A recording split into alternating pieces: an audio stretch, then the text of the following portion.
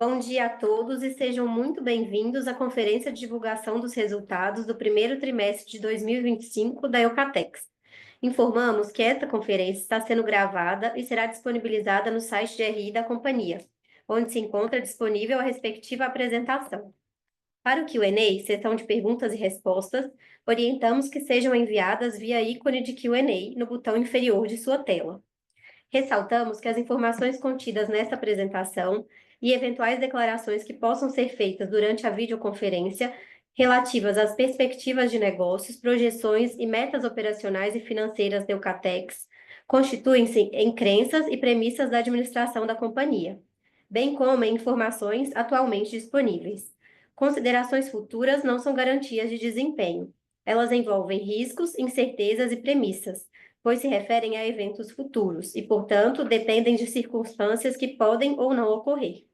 Investidores devem compreender que condições econômicas gerais, condições de mercado e outros fatores operacionais podem afetar o desempenho futuro da Eucatex e conduzir a resultados que diferem materialmente daqueles expressos em tais condições futuras. Agora, gostaria de passar a palavra para o senhor José Antônio Goulart de Carvalho, diretor vice-presidente executivo e de Relações com Investidores da companhia, para iniciarmos a nossa apresentação. Obrigado, bom dia a todos. Agradeço aí a participação, estar nos acompanhando nessa manhã, onde vamos apresentar os resultados da Eucatex relativos ao primeiro trimestre de 2025.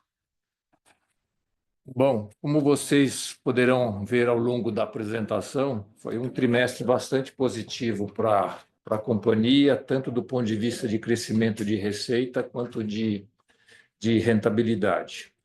Aliás, de alguma forma, chega a surpreender a resiliência do mercado interno, né? Quer dizer, depois de tantos meses de taxas de juros altíssimas, né? De taxas de juros reais altas, como a atividade econômica segue, ainda que de alguma forma moderada, mas ainda segue crescendo. É fato que esses programas, né, de transferência de renda, a questão do desemprego em níveis baixíssimos, expansão de crédito, crescimento da massa salarial, tudo isso tem dado uma sustentação grande à atividade econômica, mesmo, como dito, diante dessas altas taxas de juros. Particularmente para a empresa, vocês vão ver também mais adiante, o setor de construção civil é um setor bastante importante, e além do que a gente citou, né, dessa questão econômica de uma forma geral, esse é um segmento que tem se beneficiado muito do programa Minha Casa Minha Vida, e a gente acredita que, especialmente agora, com o lançamento da faixa 4 aí, isso deve dar ainda mais dinamismo para essa atividade. Apesar desse bom momento, quer dizer, de uma maneira, vamos dizer assim, a gente acredita que, apesar desse bom momento, em algum instante deste ano, a questão da taxa de juros deve pegar mais no mercado e deve acontecer algum arrefecimento desse crescimento, deve acontecer talvez aí uma estabilidade. A gente não trabalha com recuo, mas deve acontecer alguma estabilidade deste mercado interno. E até tendo isso em mente, já desde 2023, e mais notadamente agora, a companhia vem trabalhando forte na atividade de exportação, desenvolvendo novos produtos, melhorando o mix, procurando abrir mais lojas, ou abrir mais espaço em lojas, principalmente no mercado americano. Esses resultados têm sido bastante positivos, essa estratégia vem dando resultado para a companhia, como vocês podem ver, ou vão poder acompanhar com o crescimento da participação das vendas na exportação, das vendas do mercado externo e da rentabilidade da companhia. Então, é com esse cenário que a gente trabalha, um cenário de reforço nas exportações e de uma continuidade, vamos dizer, uma certa estabilidade no mercado interno. Bom, vamos dar início à apresentação. A gente pode seguir aí para o slide 4 já. Normalmente, e não é diferente nesse trimestre, a gente começa trazendo alguns indicadores dos principais segmentos que a companhia participa. Sempre começamos aí com a Bramate, que traz o faturamento dos segmentos da indústria de material de construção. Foi um ano de 24, né? A gente vem de um ano de 24 de crescimento, depois de um ano de 23 e 22 de retração. Foi um ano de bom crescimento desse índice. A gente começa o ano também com um crescimento importante e relativamente parecido, de 5,7. E esse é uma associação que faz previsão para o ano, ela prevê uma certa diminuição de ímpeto aí, mais uma continuidade do crescimento. Quer dizer, esse 5,7 deve fechar o ano em 2,8. No slide 5, aí a Abrafat, que congrega as empresas de tintas imobiliárias, né, deve abranger em torno de 80% das indústrias de tinta do Brasil. Essa já em 2023 já mostrava um crescimento, né, de 3,4%. Começa o ano, esses resultados aí são do primeiro trimestre, não é do ano todo, obviamente. Começa o ano bastante forte, com 6,8%, quer dizer, também em linha, e com crescimento em linha com a Bramate e demonstrando um crescimento. No slide 6, nós temos os pisos laminados. Essa informação vem do IBÁ. Depois de um período longo aí de decréscimos, né, de recuo, o ano começa com um forte crescimento. Quer dizer, a gente acredita que provavelmente, finalmente, o piso laminado encontra aí o seu espaço, né, porque a gente vinha sofrendo uma concorrência. Nós vendemos, né, o piso vinílico, mas o piso laminado vinha sofrendo uma concorrência muito forte do piso vinílico, perdendo ou sendo tamponado, tendo seu crescimento tamponado pelo piso vinílico, e acho que a gente acredita que se encontrou o equilíbrio, se encontrou o espaço, e isso está demonstrado aí por esse resultado do primeiro trimestre, do mercado no primeiro trimestre. Finalmente, no slide 7, a gente tem informações, essas são informações em que a gente mistura informações do mercado, né, do IBÁ, que é o Instituto que acompanha os painéis de madeira, junto com a Eucatex, porque a Eucatex é a única a produzir chapa de fibra, então é uma conjugação de informações. E, enfim, nesse primeiro trimestre de 2025, se a gente comparar aí com os trimestres dos anos anteriores, a gente vê que é o menor índice de ociosidade, que é essa parte superior aí da coluna, né? Com 26% de ociosidade.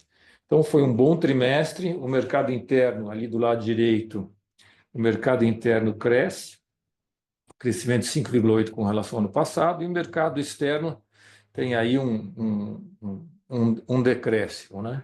Mas, enfim, eu acho que a gente vê mais o mercado externo mais como um ajuste, né? Para disponibilizar mais volume. Essa é uma estratégia dos competidores, não é a nossa, mas para disponibilizar mais volume para o mercado interno. Mas, de qualquer jeito, é um cenário benigno, né? Com crescimento conjugado de 3,8% e uma redução na ociosidade do setor. Então, aí vamos falar um pouco mais especificamente de Eucatex. Então, vamos para o slide 9. Então, ali no topo desse slide, a gente tem a primeira informação, que é um crescimento muito relevante da receita, né? Nós crescemos 16,2% na receita desse primeiro TRI de 25 versus 24.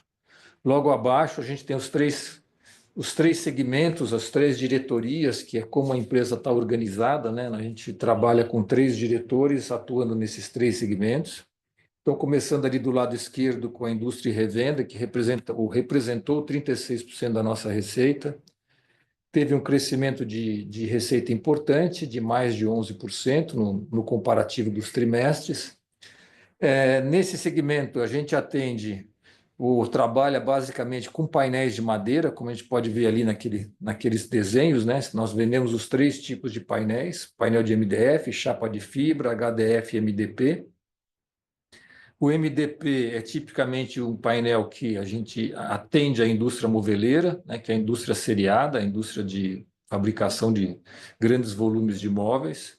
O painel de MDF nós vendemos normalmente via revenda, a revenda madeireira, que por sua vez atende o marceneiro. E os painéis do centro, os painéis finos, são vendidos tanto para a indústria moveleira quanto na revenda e são utilizados para fechamento dos móveis. Particularmente a chapa de fibra, nós temos quer dizer, uma exclusividade nossa. Nós temos um produto que a gente chama de separador, que é um produto muito utilizado na confecção de embalagens, principalmente pelas indústrias de bebida ou indústrias de vasilhames, e é um segmento bastante relevante para a companhia. Depois, na parte central, nós temos a construção civil, uma outra diretoria que respondeu por 34% do faturamento. Ela teve um crescimento mais moderado de vendas, principalmente no segmento de tintas. A gente teve uma certa queda de braço com o mercado. Nós experimentamos aí alguns aumentos de custo e fizemos questão de manter a rentabilidade, de manter a margem. Então, sacrificamos um pouquinho do market share no segmento de tintas, mas, de qualquer jeito, é um segmento que apresentou crescimento. Aí, os principais, quer dizer, nós temos diversos produtos à base de madeira, à base de painel de madeira, que, como estratégia da companhia, a gente verticaliza. Então, nós transformamos os painéis de madeira em portas, transformamos os painéis de madeira em pisos laminados, em sistemas de divisórias, quer dizer, diversificando o uso dos nossos painéis e, enfim, trazendo mais previsibilidade para a nossa receita. Aí também é importante os produtos tintas, né? Elas devem representar em torno de 50% a 60% das vendas dentro desse segmento. E, finalmente, do lado direito, as exportações, que nesse trimestre responderam por 29% do faturamento. Eu tenho aqui anotado trimestres anteriores, né? Por exemplo, o primeiro trimestre do ano passado, esses 29 foram 21. Então, fica bem demonstrado aí a estratégia da companhia de estar focando, de estar desenvolvendo o produto, de estar aumentando a nossa exposição em clientes no exterior. Isso está dando resultado, e esse resultado está sendo demonstrado aí através do crescimento desse segmento com bastante rentabilidade, né? Então, nós tivemos um crescimento muito expressivo no comparativo dos dois tris, né? Quase 60% de crescimento das vendas, com 215,1 milhões. Vamos mais um pouco adiante, já pulamos lá para o slide 11. Aqui a gente pensou alguns elementos da demonstração de resultados. Do lado esquerdo, a receita líquida, que nós já tínhamos apresentado o crescimento percentual de 16,2%, ela atingiu quase 745 milhões de reais no trimestre. Depois, do lado direito, a margem bruta e o lucro bruto, crescimento tanto nominal, de 30,8%, atingindo 280 milhões, quanto percentual, perdão, com 37,7% contra 33,5%. As despesas administrativas e com vendas, elas crescem. Era de se esperar que elas apresentassem um crescimento, já que boa parte delas tem uma variação com a receita, mas elas acabam crescendo mais do que a própria receita. Elas crescem 22% e aumentando sua expressão em relação à receita. Aqui o que a gente pode apontar principalmente é o crescimento da atividade de exportação. A exportação tem um ciclo de venda mais complexo. Nós temos primeiro um transporte até o porto, depois nós temos um tempo de viagem em navio, por volta de 30 dias. Depois nós temos a chegada do material nos vários armazéns. O principal mercado nosso é o mercado americano, né? Então estou dando o ciclo aí mais típico do mercado americano, né? Nós temos em torno de 70% das vendas nos Estados Unidos, mas enfim, esse material chega lá e é distribuído para vários armazéns que nós temos no território americano até chegar nos nossos clientes. Então, além de ser um ciclo mais longo, é um ciclo um pouco mais caro. E como nós estamos num processo de crescimento das vendas, a gente também tem um processo intensificado de abastecimento dos canais lá fora, né? Então, isso é uma parte que explica uma boa explicação, ou explica em boa parte essa variação das despesas com vendas. O EBITDA logo à direita, também bastante positivo, é um crescimento de quase 32% nominal, e um crescimento relativo à receita, quer dizer, aumentando de 21,4% para 24,3%. Lucro líquido também responde um crescimento importante, e aqui, além, enfim, dos bons números que nós mostramos aqui do lado esquerdo, tem também o fato da gente ter tido um recuo do dólar no começo do ano, e isso trouxe aí um alívio na parte das despesas financeiras. No slide 12, a gente trata do tema endividamento e caixa. Primeiro ponto que a gente gostaria de chamar atenção na parte de disponibilidades. Terminamos aí o trimestre com um nível de caixa ou de disponibilidade, acho não, recorde na história da companhia. Isso é fruto, se a gente olhar ali do lado direito do comentário, de uma captação que a gente fez no primeiro trimestre de 320 milhões via CRA. Foi, por assim dizer, uma espécie de estreia ou reestreia da Eucatex no mercado de capitais.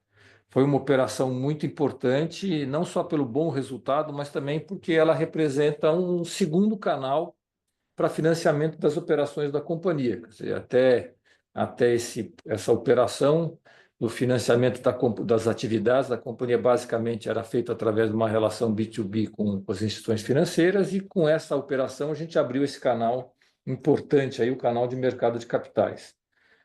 Como eu dito, foi uma captação de 320 milhões, com uma demanda que superou quase 3 vezes a oferta. Isso permitiu que a gente fizesse um bom fechamento das taxas, que a gente acabasse tendo taxas muito competitivas do ponto de vista de custo para a companhia. Então, foi uma operação muito bem sucedida.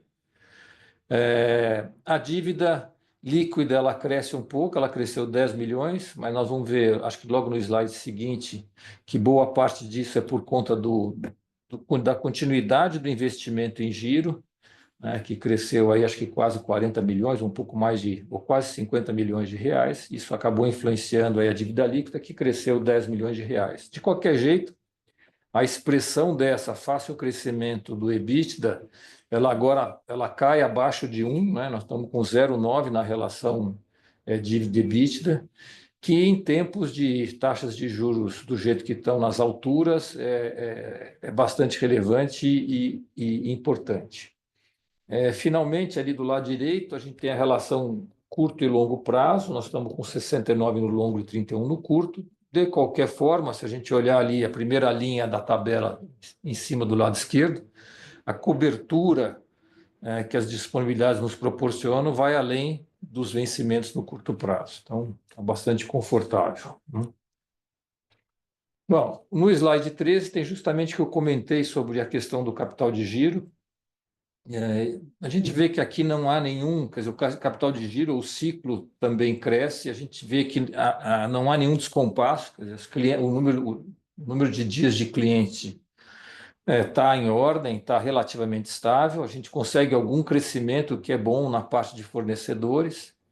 O que a gente tem um descolamento aqui é na parte de dias de estoque. Esse realmente fugiu um pouquinho, e esse basicamente é responsável pelo crescimento do investimento em giro, que, como eu dito, cresceu quase 50 milhões de reais.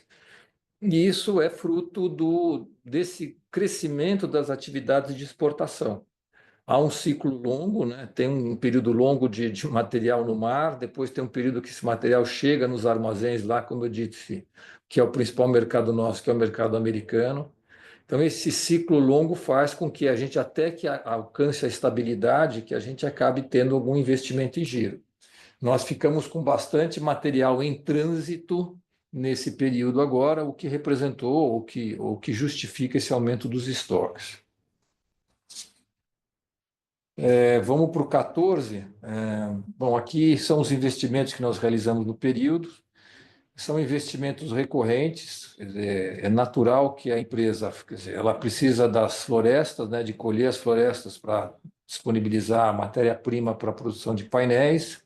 As fábricas são submetidas a um regime bem rigoroso de atividade, são 24 horas por dia, 7 dias por semana, então elas também demandam um nível de investimento em manutenção alto. Então, a gente vê que esse, basicamente, é o foco desses investimentos que foram realizados. Hoje, mais da metade deles está concentrado na florestal. A gente vai ver que esse ano nós devemos plantar o recorde de área de floresta, e uma boa parte também deles vai para a parte de painéis. No segmento de tintas, que foi representativo, ou começa a ser representativo, a gente vê que ali é menos um CAPEX de sustentação e mais um CAPEX de investimentos mais estratégicos, que visam ou aumentar a produtividade, ou aumentar a capacidade da companhia, ou reduzir custos, né? Essa é uma fábrica que tem uma demanda de CAPEX relativamente pequena, e normalmente os investimentos aí realizados São investimentos que têm esse cunho mais estratégico. Vamos para o slide agora, o 15. Aqui são as informações que também sempre trazemos nas nossas apresentações, relativas às nossas florestas, às nossas fazendas. Fechamos aí esse primeiro TRI com quase 40 mil hectares de florestas plantadas. Esse número tem sido crescente, a gente vem cortando as florestas todo ano, obviamente, ou todo trimestre, mas a gente vem replantando num ritmo mais forte. Para ter uma ideia, 2 anos atrás, esse número era 35 mil hectares, agora está beirando quase 40. Quer dizer, um crescimento, não obstante que a gente venha cortando e colhendo as florestas, é um crescimento de área plantada de mais de 10%. Como eu disse, nesse TRI a gente deve alcançar aí o recorde de plantio, ali no gráfico embaixo, com 7.400 hectares, né, nesse ano de 2025. Ali do lado tem os raios médios das nossas fazendas para o abastecimento das plantas nesse período. Esse raio não varia muito, sempre mais competitivo para as áreas de Botucatu e um pouquinho mais distante para Salto, onde nós temos um pouco menos de área, dada a proximidade com São Paulo. Caminhando agora para o final, no 16, é só uma informação que nós devemos divulgar nas próximas semanas aí o nosso relatório de sustentabilidade, em que pese ele ser obrigatório a partir do ano que vem. A gente já deve, ou desse ano para a divulgação ano que vem, a gente já está nos preparando, nos organizando e já devemos divulgar o nosso relatório de sustentabilidade do biênio 23-24 nas próximas semanas. Depois, ali nos dois últimos slides, a gente dá conta aí das nossas participações em duas feiras muito importantes. São investimentos significativos da companhia, né, na locação diária, na feira, na montagem dos estandes, o que se traz de pessoas para atendimento de público, mas são ocasiões muito importantes para mostrar os nossos produtos, para mostrar as nossas novidades, para interagir com clientes, formadores de opinião, etc. Então, tem alguns números aí da Expo Revestir, que nós participamos, e na página seguinte não tem números, mas tem aí dando conta da participação na FEICOM, que é uma feira de construção civil e arquitetura, a maior feira desse gênero na América Latina. Bom, então, relativamente rápido, mas era isso que nós tínhamos para apresentar hoje, e a gente fica à disposição aí para ver se houver alguma pergunta e para os senhores formularem.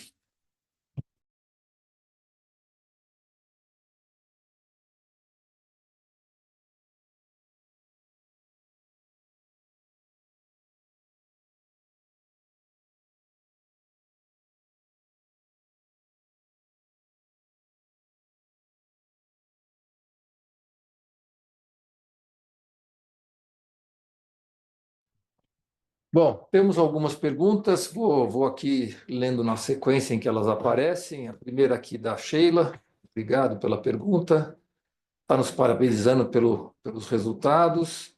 Se a gente poderia falar um pouco mais sobre a perspectiva para a exportação ao longo do ano e também sobre possíveis sanções do governo Trump. Bom, como dito já desde o início, a gente tem apostado bastante no segmento externo, e essa aposta ela tem vindo através do desenvolvimento de produtos. Nós desenvolvemos vários produtos com bastante valor agregado, produtos diferenciados que nos colocam numa posição de mais competitividade via concorrência. A gente não exporta commodity, a gente não concorre no segmento de commodity, a gente está entra já com produtos finais em loja, produtos esses que são comprados, são adquiridos por consumidores. Bom, como eu disse, o nosso principal mercado é o mercado americano, então a gente compreende aí a preocupação com essas medidas ou com esses desarranjos ou arranjos que o Trump tem proporcionado aí nos últimos dias. Mas, assim, olhando de uma forma geral, primeiro é o seguinte, o mercado americano é um mercado que não é autossuficiente em painel, é um mercado que é um importador de painéis. Então, esses painéis são importados do mundo todo. Então, se sanções vierem a ser aplicadas, elas não serão aplicadas exclusivamente ao Brasil ou à Eucatex, elas serão aplicadas de uma forma geral. se é que vão ser aplicadas. No momento, elas não existem, no momento, as tarifas estão em 10%, né? Inclusive, abaixo aí enfim, de México, abaixo de Canadá, que são fornecedores típicos aí do mercado americano. Então, nós que, primeiro, não acreditamos que haverá nada exclusivo para o Brasil.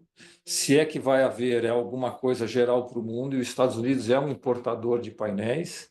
E, enfim, esses painéis não são algo representativo do ponto de vista do budget das famílias americanas, quer dizer, não é a aquisição de um automóvel, a aquisição de uma casa, em que, enfim, há uma sensibilidade a preço. Então, mesmo que algum percentual seja aplicado a isso, acho que a elasticidade, a demanda vai ser muito pequena. Bom, obrigado, então, espero ter respondido a questão. Depois nós temos uma questão aqui do Fernando, também nos parabeniza pelos resultados, obrigado. E pergunta um pouco sobre disponibilidade e preço de madeira aqui em São Paulo.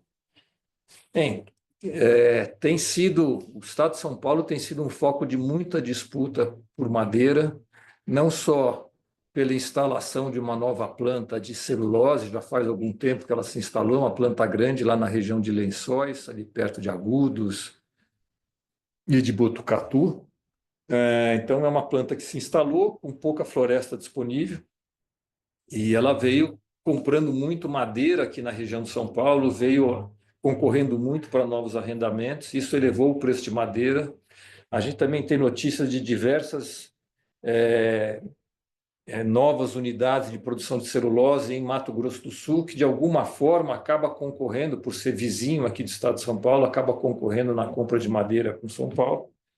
Mas, enfim, a companhia está bem, em que pese o aumento significativo de preços, né, da escassez, né, da disponibilidade de madeira, a companhia está bem estruturada, a gente tem praticamente autossuficiência. Esse ano nós não devemos comprar madeira, a menos que haja uma oportunidade. Então, a gente tem uma boa base, a gente tem, como demonstrado, tem crescido a base de floresta. Então, é um quesito que a gente está relativamente coberto, e acredito de uma forma até mais, estamos mais cobertos que a concorrência nossa como um todo. Obrigado. Então, vamos para a próxima. Difícil. Bom, Gibran também nos parabeniza e pergunta sobre as fazendas da empresa, qual a proporção de terras arrendadas e terras próprias. Hoje a gente tem um volume de terras arrendadas que deve responder em torno de 2/3 da área plantada, e 1/3 ou um pouquinho mais é de área própria. Não é uma fonte de preocupação expressiva da companhia, se bem que sistematicamente a gente tem uma equipe trabalhando a questão de arrendamento, a busca de novas oportunidades de arrendamento, mas são sempre contratos muito longos, né? Então, são contratos que dão uma visão, uma previsibilidade muito grande para a companhia. Nós não costumamos fazer contratos de 7 anos, né, que seria quase que um ciclo de madeira. Normalmente, os nossos contratos são no mínimo de 14 anos, para dar uma visão de 2 ciclos, né, de produção de madeira. E, como dito, a gente trabalha de maneira sistemática na renovação dessas áreas, da renovação desses contratos e na busca de novas áreas. Mais uma pergunta bastante longa. Enfim, queria até pedir... Deixa eu tentar ler aqui um pouquinho, fazer 2 perguntas sobre preço e outra sobre estoques. Sobre o aumento de preços, uma pergunta do Vitor Vidal. Sobre o aumento de preços de 20% nos painéis mencionados no release, poderiam indicar aproximadamente o que foi efeito de mix e o que foi efetivamente aumento de preço? Poderiam comentar sobre o que tem suportado esses aumentos de preço e como vocês têm enxergado o impacto do atual nível de ocupação do mercado no comportamento dos principais players do setor? O mercado tem se comportado de forma racional? Bom, eu vou aqui tentar responder na medida que essas informações me ocorrem. Está nos acompanhando aqui o Sérgio Ribeiro, que é o diretor de controladoria e financeiro da companhia. Peço também que ele me dê suporte nessa resposta. Mas eu acho que, como você aponta aqui na sua pergunta, de certa maneira já respondendo, é uma esse aumento de 20% é uma conjugação de fatores. Há uma melhoria de mix, sim, principalmente no mercado, como eu disse, no mercado externo, né? O mercado externo também se beneficiou de um aumento do câmbio, né? Quer dizer, o câmbio ele teve um arrefecimento do final do ano passado para o começo desse ano, mas se a gente comparar trimestre contra trimestre, tem um aumento de câmbio. Então, tem alguns efeitos positivos na questão de câmbio, mas essencialmente tem um crescimento de preços. Se eu não está me falhando a memória, não sei se o Sérgio recorda, se a gente comparar os nossos preços em dólar desse ano com os preços em dólar do ano passado, a gente tem mais de 20% de crescimento. Exatamente. Né? Então, tem uma melhoria de mix importante e o efeito não é só de câmbio, a gente tem aí um crescimento significativo na parte de novos produtos. Né? A ocupação do mercado. Quando a gente olha, quer dizer, esse nível que a gente fornece, ele é um nível, vamos dizer assim, quase que teórico, né? Essa é uma capacidade que as empresas têm de produzir se você tiver 100% das empresas produzindo a pleno, 7 dias por semana, 24 horas por dia, o que obviamente não acontece. Normalmente, quando nossas plantas estão produzindo em torno de 90%, 92% do tempo, nós consideramos um ótimo resultado. Então, você já teria aí naturalmente entre 8% a 10% de uma ociosidade que é difícil de você vencer, porque as fábricas param, as fábricas quebram, as fábricas sofrem manutenção. Né? Então, esse nível que nós apontamos aí de 26, você já pode descontar aí talvez alguma coisa em torno de 10 ou um pouco mais de uma ociosidade natural. Depois nós temos também um aspecto de sazonalidade. Né? O primeiro trimestre, sazonalmente, não é o trimestre mais forte do ano. Então, é um trimestre em que normalmente as companhias tendem a fazer algum estoque. Estoque esse que eles utilizam no terceiro e no quarto tri, principalmente, aonde você tem sazonalmente uma demanda maior. Então, é algo que a gente vê aí com a ocupação do mercado, acho que ela está saudável. Né? E por conta dessa, acho que o mercado, enfim, nós, de uma forma geral, produtores, não somos talvez muito racionais, mas, enfim, ajudados aí pela demanda, o mercado tem se comportado, aí, lendo de novo novamente a sua pergunta, tem se comportado racionalmente. Né? Só complementando a questão do aumento de preço no mercado interno, ele teve um aumento, a questão do mix em alguns produtos, mas no geral o aumento nominal foi nessa faixa de 20%. Então, um pouco mais no MDF, um pouco menos na chapa de fibra, mas está em torno de 20% o aumento. Ok, obrigado, Sérgio. Aí tem um complemento da pergunta em relação ao aumento dos estoques em trânsito, com o crescimento das exportações, também mencionado no release, poderia quantificar em grandes números qual teria sido o impacto no faturamento do trimestre, caso esse volume em trânsito já tivesse sido faturado nesse tri? Se quiser, você pode responder, Sérgio, você está com esse dado. Sim. Na verdade, parte desse estoque em trânsito ele é capital de giro mesmo. Nós estamos aumentando a nossa operação nos Estados Unidos, e isso eleva um pouco o nosso nível de estoque para poder dar serviço. Então, eu diria que talvez metade do que a gente teve de aumento de estoque, aí, talvez uns 20 milhões, pode virar faturamento nos próximos trimestres, mas uma parte disso, acredito que metade, vai ficar efetivamente no giro para poder melhorar o serviço lá na operação americana. Tá? Ok, obrigado. Temos mais uma pergunta do Cauê Amaral. Na verdade, duas perguntas ele menciona aqui, né? Primeiro, estoque em dias está bem mais alto que o histórico. Qual a perspectiva disso ao longo do ano? Deve voltar caixa, deve voltar, né, para um nível mais alinhado com o ano ou não? A linha de ativo biológico consumiu 44 milhões. Vocês podem, por favor, detalhar o ativo biológico? Quanto vale terra própria, floresta própria e se há oportunidade de otimizar a estrutura de capital da empresa em relação a isso? Bom, são várias perguntas, depois eu volto na resposta uma a uma. Conforme eu estou lendo, são respostas que estão bastante ligadas à parte contábil. Peço para o Sérgio já ir se preparando aqui. Qual o retorno sobre o capital empregado versus o retorno geral da empresa? Como vocês pensam em relação a isso? Bom, a questão do estoque, vou deixar o Sérgio complementar, mas de fato você constatou realmente 82 dias está acima do que a gente considera um estoque normal. Acho que boa parte disso de alguma forma a gente respondeu em perguntas anteriores, em respostas anteriores, que é a questão do estoque em trânsito para o mercado americano. Como disse o Sérgio, para a gente servir, como a gente está crescendo nossa atividade lá e para a gente ter qualidade de serviço no mercado americano, a gente vai precisar ter um pouco mais de estoque para ter qualidade de serviço. Mas, de qualquer jeito, como isso é uma rampa, deve ter em torno aí de metade, ou um pouco mais da metade desses 40, 50 milhões de aumento de estoque, que é, de fato, essa rampa que depois vencida, ela não deve, quer dizer, deve refluir, né? Não sei se você concorda com isso. Exato. Tá. Bom, ativo biológico, acho que já deixo direto por sua conta aí, porque O valor do ativo biológico hoje, pelo critério de avaliação dele, ele já teria um valor de mercado, né? Então, seriam 1 bi e 55 mil no terceiro TRI, e é 100% de floresta própria. A floresta não tem floresta de terceiros. Nós trabalhamos com a floresta própria, tem uma floresta que está plantada em área de terceiro e floresta que está plantada em área própria. O nosso valor de terras, no geral, ele, na média, está em torno de 300 milhões. E a questão do valor de mercado é uma informação, lógico, isso tem um valor, vai depender até do uso que for dado para essa terra, porque tem fazendas que estão próximas a regiões urbanas, que já têm um valor mais próximo de metro quadrado, e tem fazendas que são realmente rurais.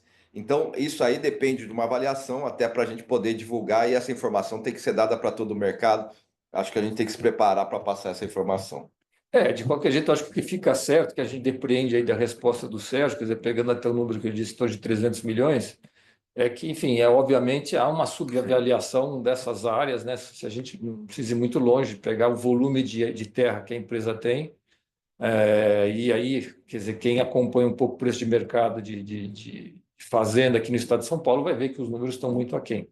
Mas, enfim, para a gente fazer qualquer observação sobre isso, a gente precisaria de uma avaliação formal, que não vai ser contabilizada, porque isso não é mais possível, mas que a gente poderia estar divulgando de uma maneira ampla nos próximos, podemos pensar nisso para os próximos trimestres.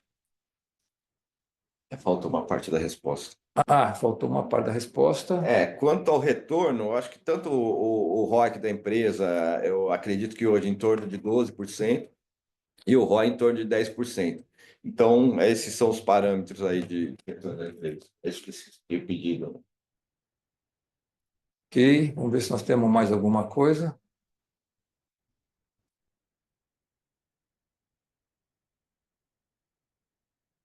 Bom, tem uma pergunta do Sorosmar. Na verdade, acho que é quase, se eu estou lendo aqui corretamente, é quase uma afirmativa, né? Quer dizer, então, eu agradeço aí pelos parabéns pelo resultado.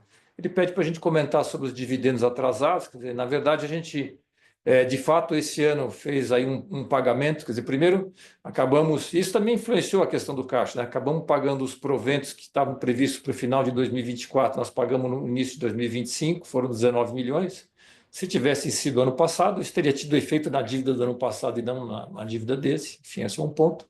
E segundo, nós tínhamos dividendos que estavam atrasados já há bastante tempo, que nós conseguimos finalmente a liberação das pendências tributárias que pesavam sobre esse dividendo e fizemos uma liquidação. Com isso, a gente limpou, como usando a expressão dele aqui na pergunta, a gente limpou a questão do passado e o que a gente tem aí de provisão de proventos é pela atividade atual e nada relativo ao passado. Obrigado. Bom, acho que era isso que nós tínhamos de perguntas, então, respondidas. A gente agradece, então, mais uma vez a participação de todos, agradece as perguntas, agradeço aí ao Sérgio pelo apoio, pelos esclarecimentos, e com isso a gente encerra a nossa teleconferência do primeiro TRI de 25. Obrigado e bom dia a todos.